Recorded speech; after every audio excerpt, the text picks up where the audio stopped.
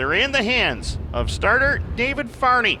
Off of turn number 4, green lights are on, and Matt Williamson jumps to the lead on the start.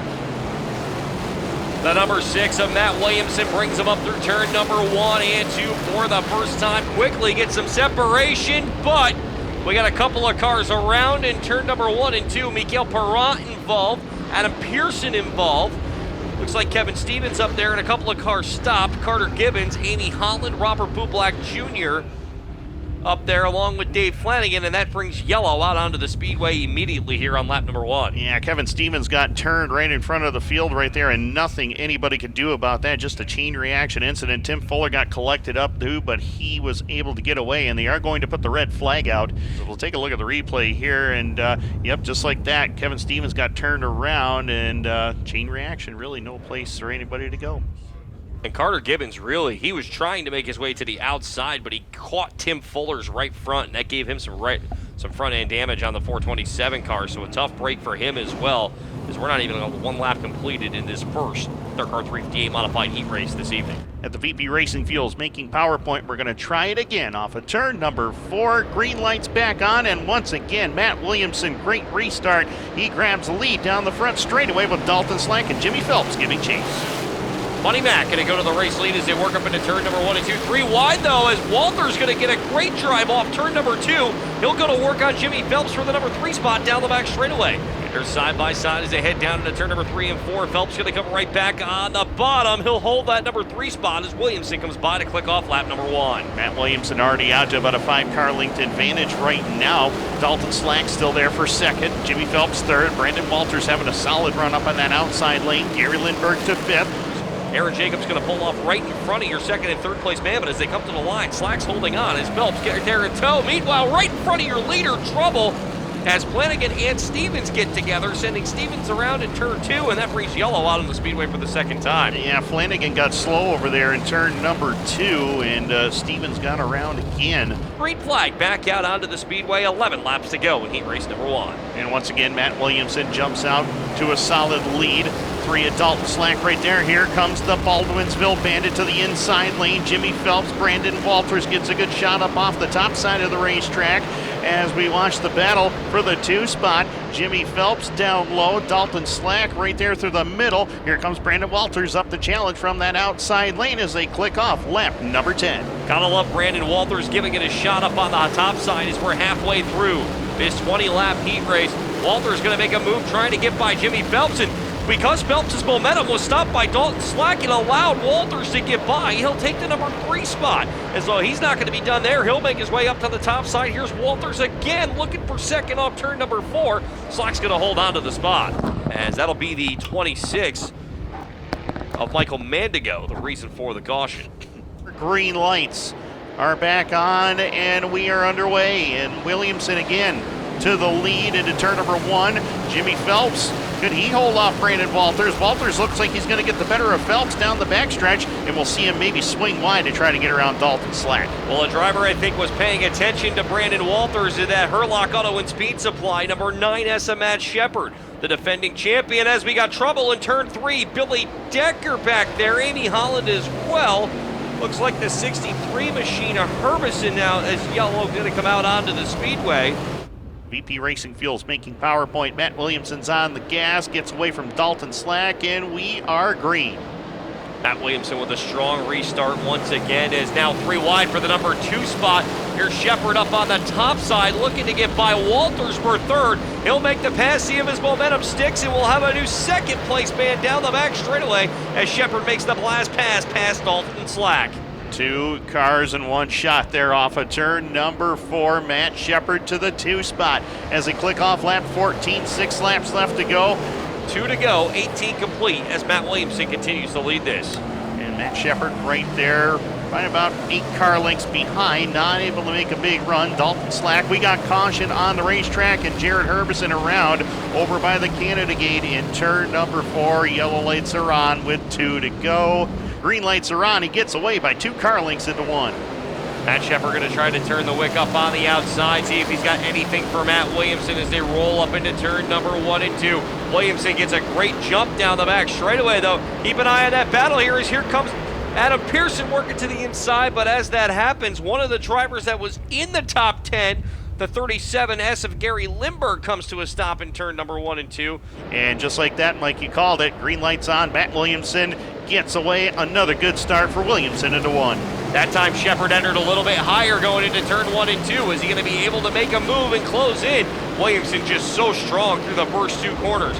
Meanwhile, Adam Pearson loses the spot to Brad Rouse. He's going to go to the inside lane looking to get back by him through turn number 3 and 4. But as they come off the corner, white flag is out of the speedway. 1 to go for Matt Williamson. Final time into turn number 1 and 2. Matt Williamson, St. Catharines, Ontario, Canada, with the lead. Matt Shepard there for second. Not much he can do about it right now. He set sail into turn number 3 and 4, looking for his 5th DIRTcar 358 modified heat win at Super Dirt Week. Checkered flag is in the air. Money Matt gets some more money. Williamson to victory lane in heat number 1. Yeah, car was really good. Towards the end, I got nervous when Matt lined up beside me on that restart, and this is the W16 motor. They don't restart very good, so had to fire a little early. I knew it was getting late. They probably wouldn't call it back, so I fired a little early and got a head start getting down the front straightaway, and then took off them last 2 laps. But we ran a ton of laps, ton of caution laps, and hopefully the rain will hold off and we can get a racing. Yeah, that's the one that's kind of always eluded us. We've ran really good, second, third, fourth, wherever. So hopefully we can get that out of the way this year and put the IBOC number 6 into victory lane. That's VP Racing Fuels making PowerPoint off of turn number 4. Zach Payne and Tim Sears Jr. We are green. Heat race number 2 here in small block modified competition. Pass for the number 2 spot. That's Mark Johnson. Quickly going to work up here at the front. We got him 3 wide back there just outside the top 5. They're racing hot and heavy here on the first go-round here in heat race number 2. Yes, heat race number 2, lap number 1 is going to go up on the leaderboard right now. As they click that off, it is going to be Zach Payne in control. About 4 car lengths the advantage over Mark Johnson, Tim Sears Jr., Dave Marchicelli, and how about Tyler Meeks up into the top 5 early as we continue to watch the battle with Billy Dunn, Tyler Meeks. Both of them just down the road from one another, one from Evans Mills, one from Watertown. We got one around. Nope, looks like Mad Max up on the outside, going around up on the high side of the raceway. As we're headed back to green at the VP Racing Fuels making PowerPoint. And again, Zach Payne, good restart. He'll lead the way into turn 1, but Mark Johnson's right there, not going away from him though. Johnson a step up from the inside, opens the bottom here for Sears as they come down. Now down the back straightaway. Got things bottling up down in turn number 3. Billy Dunn still using that outside lane. Got one way up top. That's Jankowski. As they come down, we're going to remain under green. Everybody A-OK and away. Side-by-side racing back through the pack as the lead duo trying to get away. Down the back stretch, the top 2 have pulled away. Tim Sears Jr., Dave Marchicelli battling for 3rd and 4th. Sears is going to win that battle. Now watch Billy Dunn up on that outside lane.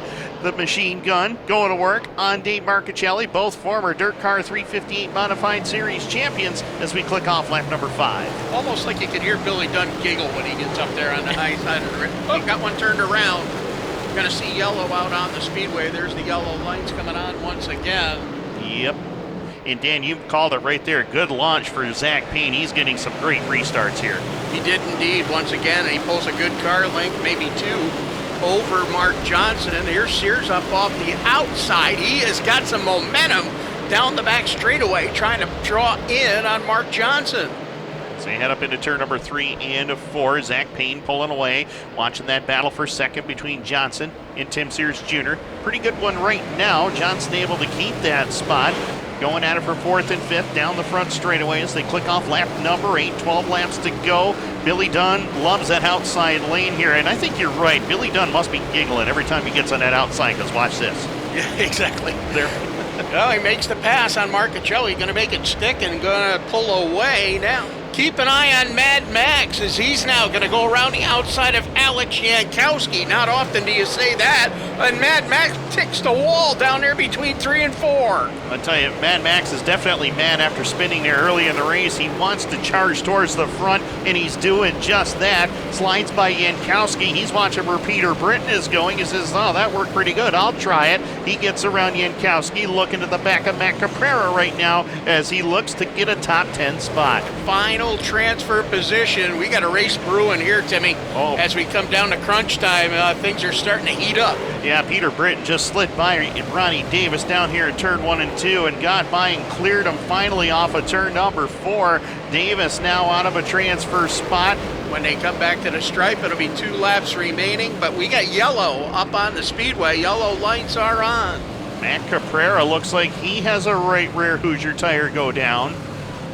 17 down, 3 to go. Zach Payne on the hammer. Green lights back on, and away we go into turn number 1 and 2. Looks like Zach Payne's going to take away the lead as they head up into turn number 1. Payne, another outstanding restart. There's Billy Dunn coming off the top, and he is shot out of a rocket down the back straightaway.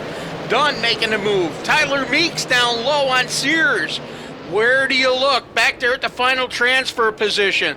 As they come down here, 2 to go. 2 laps remain here this time by. And I'll tell you what, Billy Dunn is making a move on Johnson now for second, but I watched Mad Max. He charged through. It looked like he passed about 4 or 5 cars to get to where he is. He's closing in on Darrison. Oh, it looks like he may have bounced it off the boilerplate off of turn number 2. Here's Dunn up to the outside of Johnson. They're going to go side by side down into turn number 3.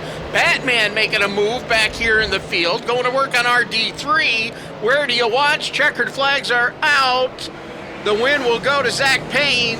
Coming across the line second is going to be the 49 of Billy Dunn. Well, right now, we got our car dialed in very well, and I got to give a big thanks to Dig Race Products for all their help. But, you know, starting on the bottom, starting on the pole, you have a clean racetrack, clean air. So from there, you know, until you're getting lap traffic, you got pretty much clean racetrack, and then you just keep running it as hard as you can. I don't know. I mean, he's the best right now, and he's going to be hard to beat, you know, but 150 is a long race, and, you know, we're here to just get some laps, experience, and then see what happens at the end.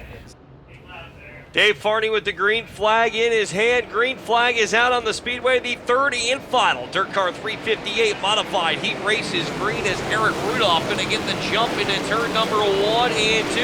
Lehner goes way up to the top side. That pins Larry White. They're 3 wide for position down the backstretch. Lehner going to make a move, but we got a car around on the front straightaway. That is the driver of the number 117 is CJ Castelletti, and that brings yellow on the speedway right away. Back to green flag racing here in this third DIRTcar 358 modified heat races. Eric Rudolph takes off in that number 1 spot. That caution kind of saved Jack Lehner a little bit as he moves back to the number 3 spot. But meanwhile, Larry White making moves down the back straightaway. He'll move into the number 5 spot, go to work on Mike Mahaney as he battles with Perego up on the top side. A lot of wheel-to-wheel action as car jockey for position, but score lap 1 to the driver of the 25 of Eric Rudolph. Rudolph out front, rolling up here through the corner as they work down here off of turn number 2. Down the back straightaway, things start to settle up. Here comes White Lightning up on the outside once again. Larry White using the middle to top groove down here through the corners, and White dusting off the high side here off of turn number 4. He's on a mission up on the high side. Well, the 14B going to give a shot to the back bumper. Now here's Lehner on the top side looking to take the long way around Mahaney.